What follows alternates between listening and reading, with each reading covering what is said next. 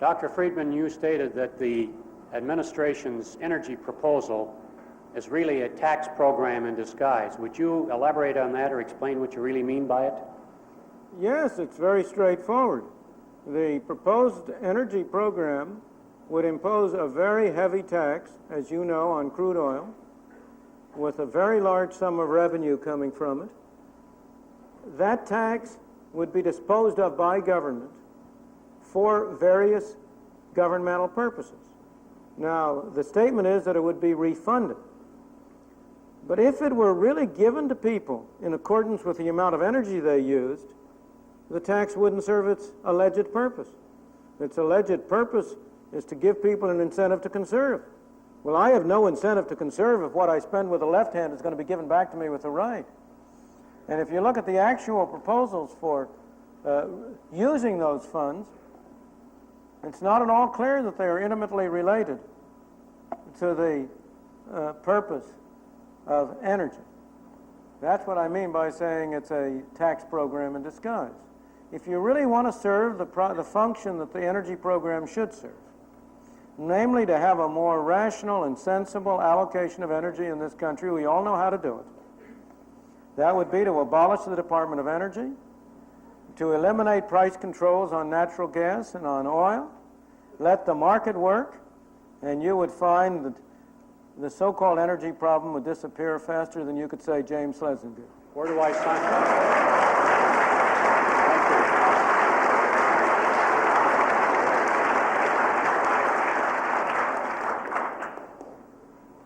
Dr. Friedman, in a Newsweek article last month, you stated that inflation in 1977 was higher than 1976.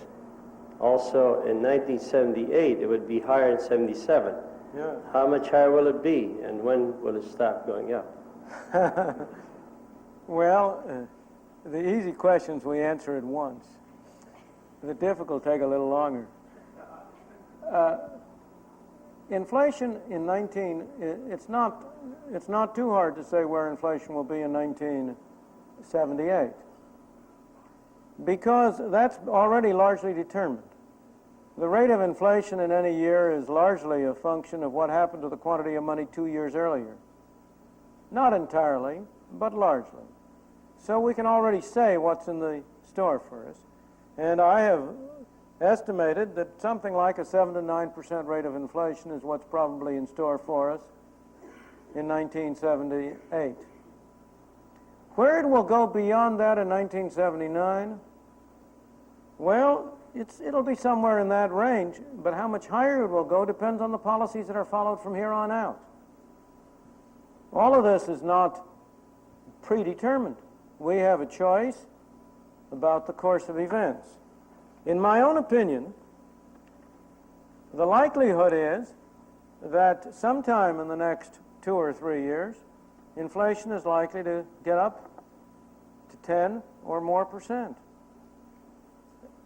Now, what will happen, where we will go from there on out, that's more complicated. What has happened, in fact, over the last several decades is that we've been on a roller coaster.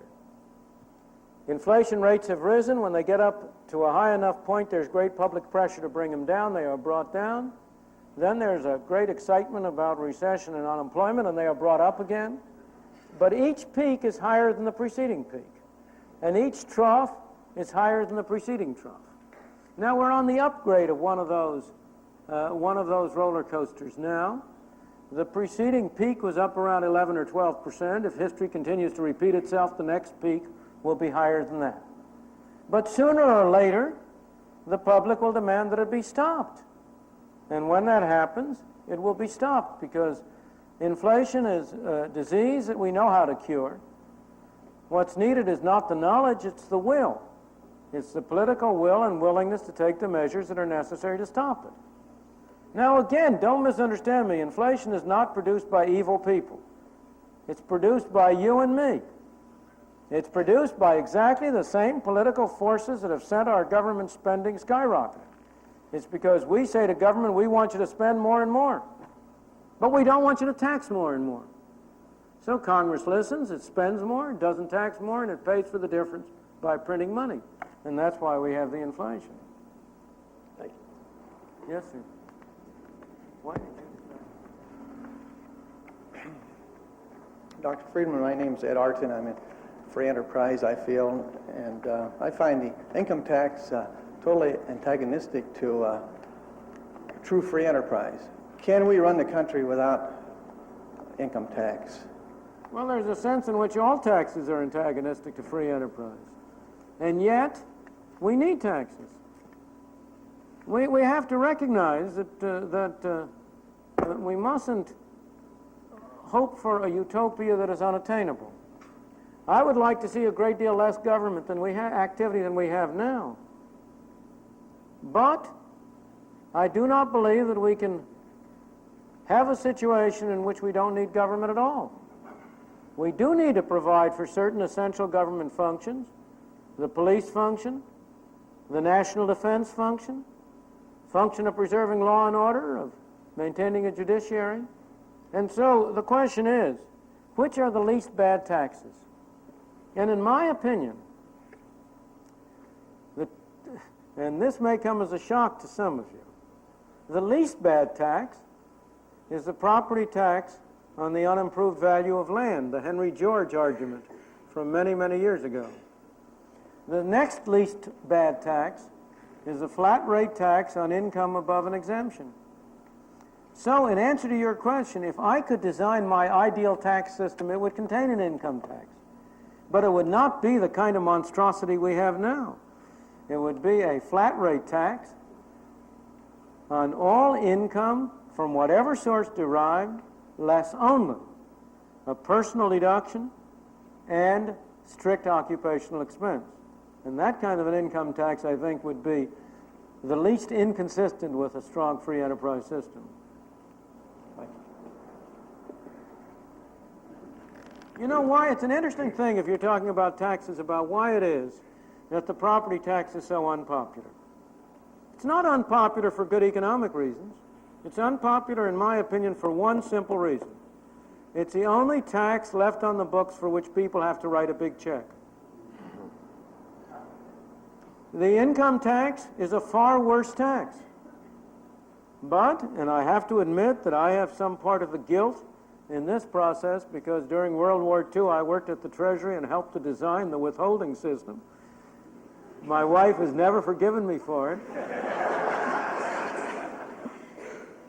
But with respect to the income tax, we've arranged it so it's taken off bit by bit and it's almost painless. With respect to the sales tax, we pay a little bit of it each time. With respect to the corporate tax and excise taxes, they're hidden in the price of things we buy. We don't even know we're paying them. But with respect to the property tax, that remains a tax that we as individuals have to pay and that we have to write a big check for. That's the fundamental reason, in my opinion, why it's so unpopular. And in fact, I think, I hate to say this because it's giving hostages to fortune, but if you wanted to reduce the unpopularity of the property tax, the way to do it would simply be to provide for an effective method whereby it could be withheld at source in small payments, and that would eliminate a large part of the objection to it. Yes, sir. Dr. Friedman, in light of the current farmers' strike for higher farm price supports and their complaint that they're going broke, can you offer any comments on your opposition to any farm price supports? Well, you know, it's a very interesting sign of the change that has occurred in this country. The farmers have always complained. So have the rest of us. But the interesting change that impresses me is the change in the focus of their complaints.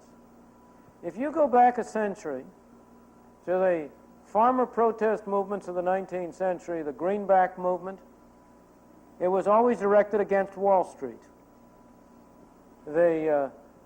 The complaint was that the money changers in the temple, the financial people, the people in Wall Street, the banks, they were the ones who were forcing the farmers to pay high prices for their products and receive low prices for pay high prices for what they bought and receive low prices for what they sold. But as we have shifted from a free enterprise society to a welfare state, The farmers no longer complain about Wall Street. I haven't heard a single complaint from them about Wall Street. Now it's Washington they complain about. Now, of course, the farmers have many complaints, so do the rest of us. But in my opinion, there is no justification whatsoever for any government involvement in the pricing of farm products, either up or down. The pricing of farm products ought to be determined in the market, as should other prices. The farmers, like the rest of us, regard anything good that comes along as only their just due. And so a few years back, when farm prices were very high, farm incomes were higher than they had ever been in recorded memory, I didn't hear of any farm strikes against those high prices. I didn't hear of any voluntary action by farmers to pay extra taxes because their incomes were higher. Well, you got to take the good with the bad. When you're in the farming business is a very large-scale capitalist business in these days with a wide range of income. It's going to be good some years, it's going to be bad some years. A free enterprise system is a profit and loss system, and never forget the loss part. If you have a system in which losses are eliminated, you will eliminate the heart of a free enterprise system, which is to make people responsible for their own actions and to provide a system under which they are induced to use their resources effectively, under which if they engage in bad ventures, they get out. That's the fundamental difference between the market and government. When government engages in a losing venture, you know what happens. It gets doubled in size. But in a market system, if somebody engages in a losing venture, he has to go out of business. And that's more important, really, than the profit side, in my opinion. Well, that applies equally to the farmers. So I do not see any justification. But more important, suppose they got their way. We've been down that road before. What does it lead to?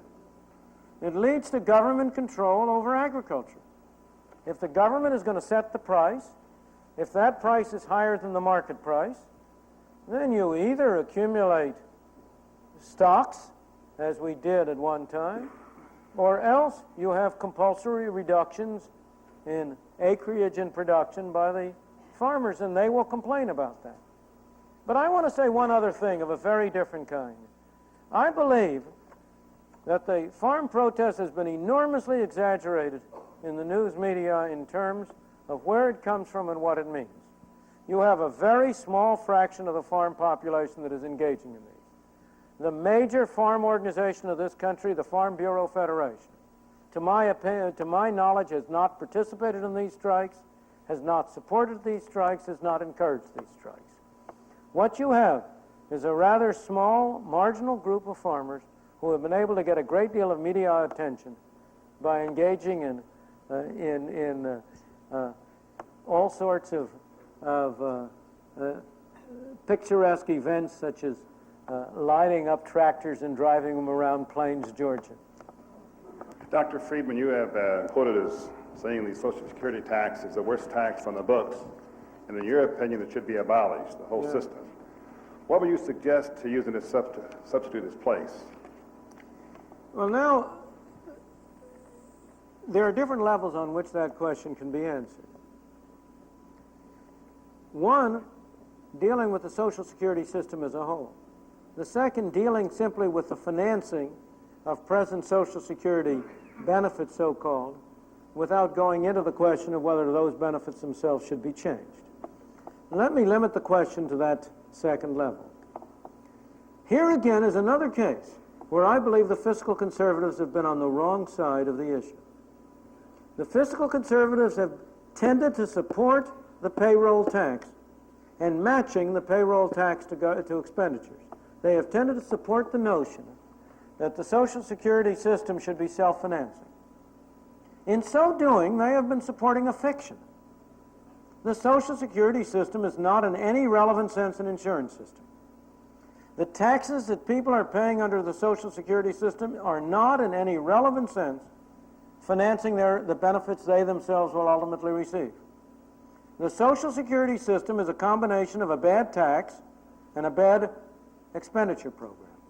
I have never heard anybody who would defend either half separately. And taking two bad things and putting them together doesn't generally make something good out of it. All right, now,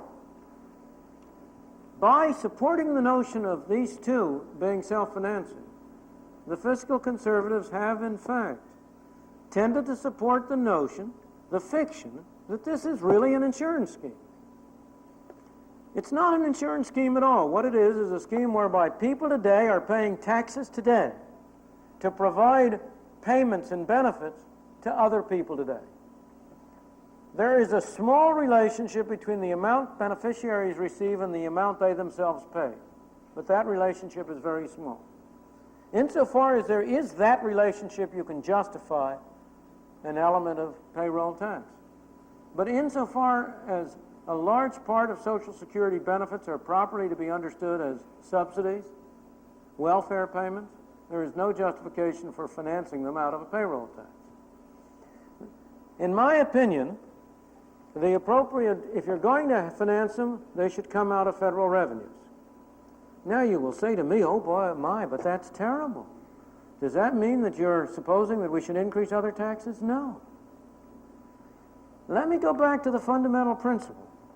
Government is going to spend whatever the tax system will raise, plus a little more, lately a good deal more.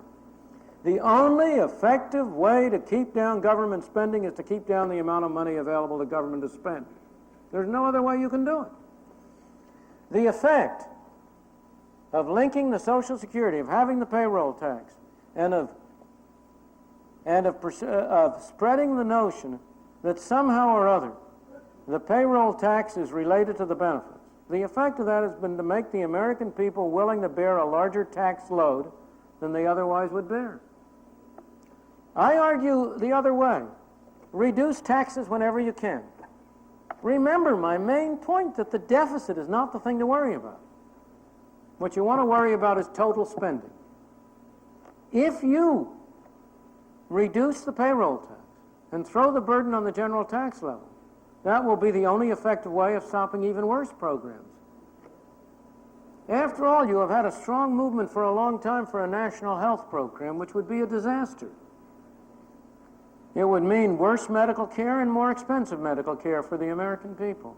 What has been preventing that from being enacted? Only the difficulty of financing it.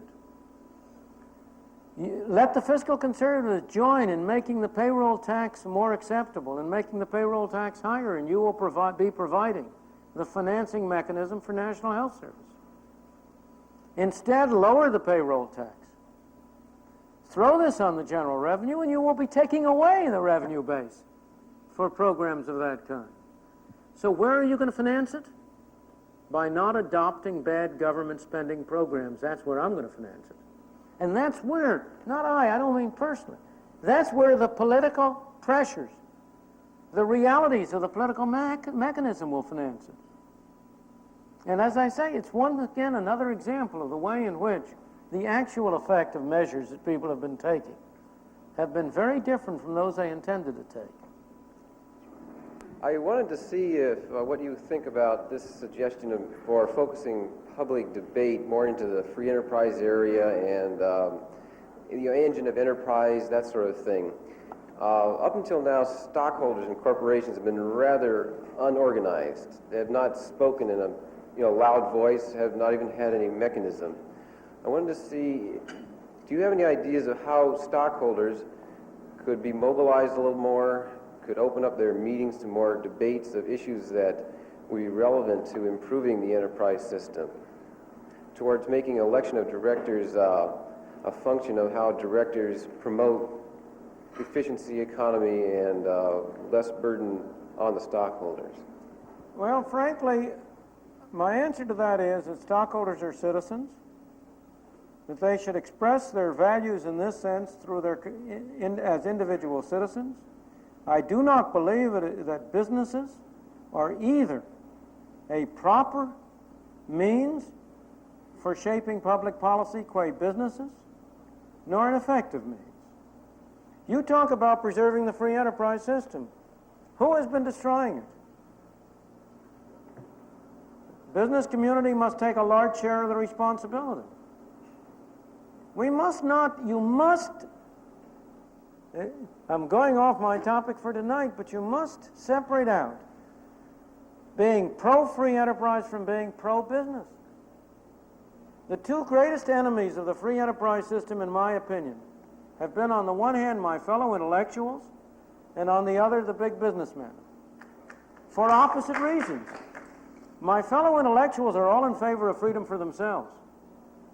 After all, if I say to them, you know, it's terribly wasteful to have 10 people do research on the same topic.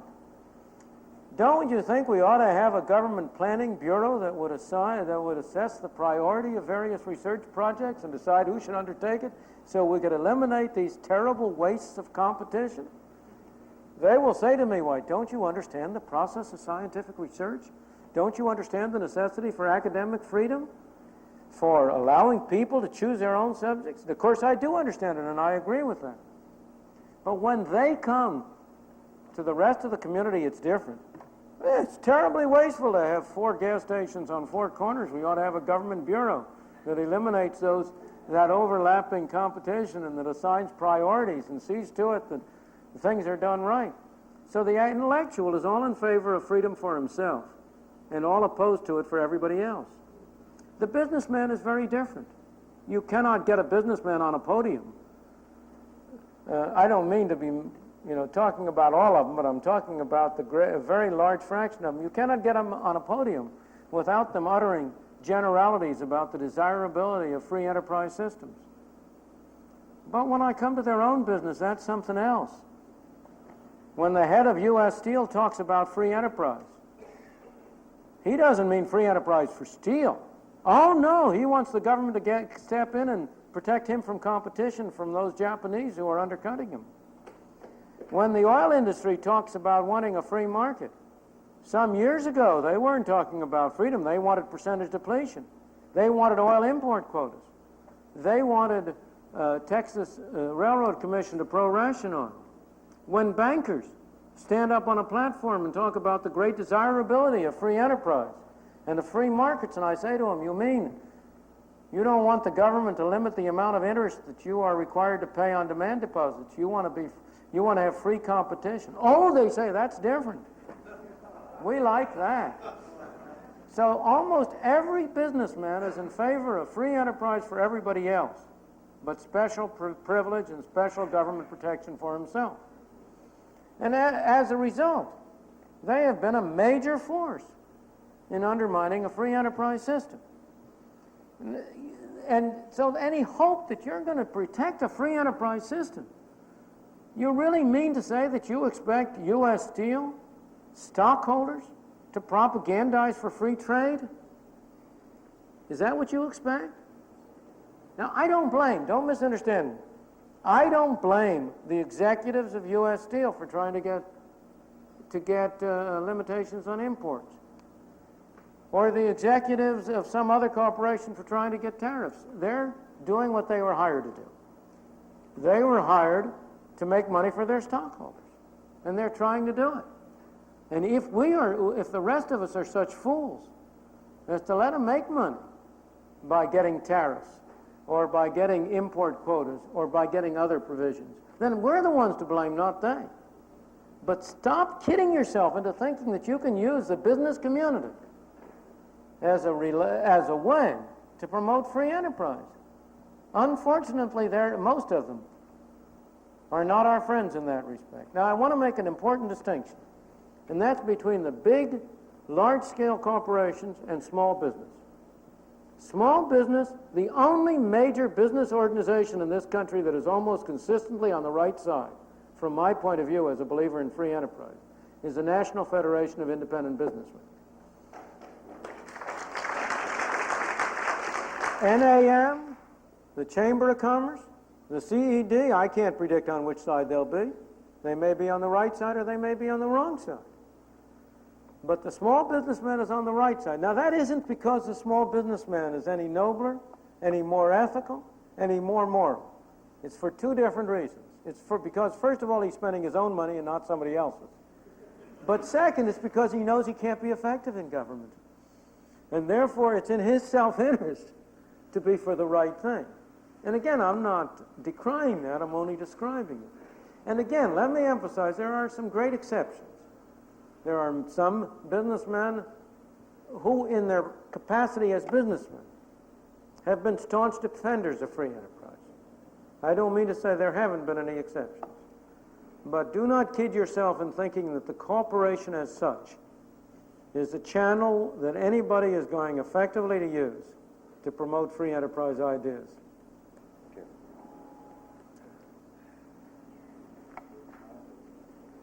Dr. Friedman, do you believe that we ought to have an audit of the gold in Fort Knox? No. And also the Federal Reserve System? No, I believe we ought to sell off the gold in Fort Knox at a public auction at the highest price that we can get.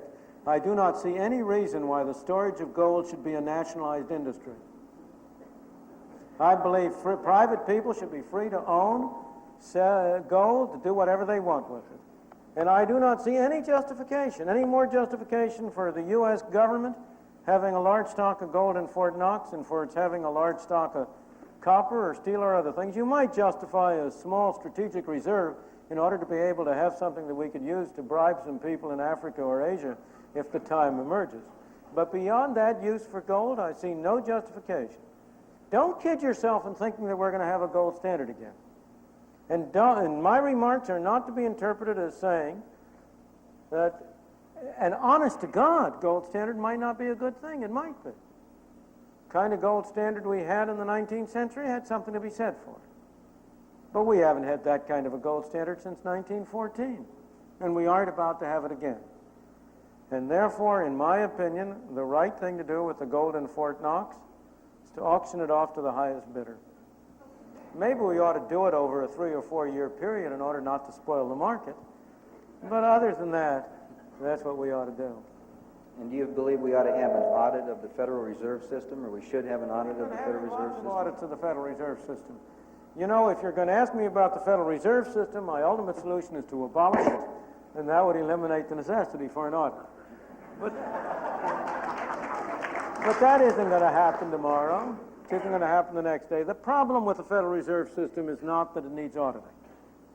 The problem with the Federal Reserve System is that it is following the policies which Congress imposes on it. And in my opinion, what we want is not a more independent Federal Reserve System. What we want is to require Congress to be responsible for setting forth more specific rules for the conduct of monetary policy. Now, you're getting into a very broad and difficult issue, and I warn you that what I'm saying now are statements that you could not possibly accept on faith, but that they are statements that are based on a good deal of thought and consideration, that I believe we need a more responsible monetary policy. And I do not believe that an audit of the Federal Reserve System would in any way whatsoever contribute to that more responsible policy.